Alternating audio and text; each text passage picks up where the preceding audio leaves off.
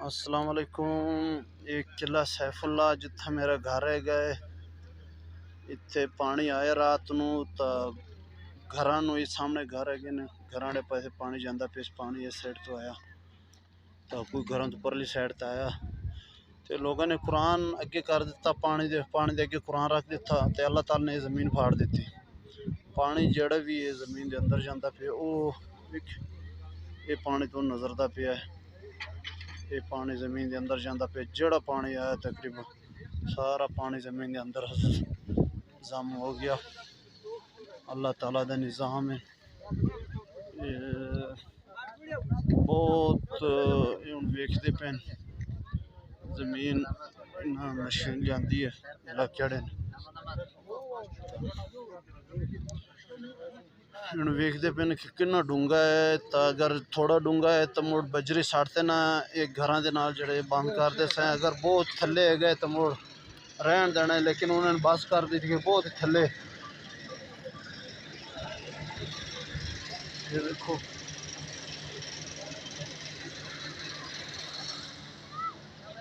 बहुत थले मशीन दे जब वो जो पाकट है वो थले नहीं जाता तकरीबन शमाल जनूब 3-4 किलोमीटर फटी है तो मुड़ शमाल जनूब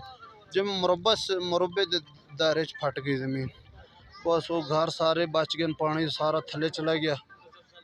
तो बहुत ही थले ज़मीन फटी है तो बहुत ही निज़ाम शमाल जनूब फटते ना तो मुड़ मशरक आड़े पासे एक लाइन फटी है तकरीबन 3-4 किलोमीटर तो ये है ने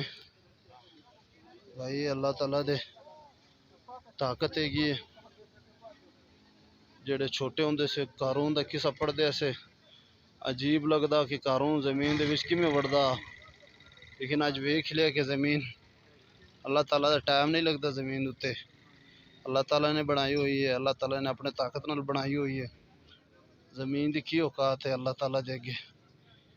तो बस हूँ एक कुरान अगे किता ने अल्लाह ताला ने जमीन फाड़ सटी तकरीबन 3-4 फुट चौड़ाई है जमीन तो बाकी लंबाई तो बहुत है 5-6 किलोमीटर एक साइड से 5-6 किलोमीटर दूसरे साइड से ये ज़मीन फटी हुई है। मैं लाइव वीडियो चलाई है तो मैं क्या लोगों ने मैं भी खा देवा कि अल्लाह करे कोई नसीहत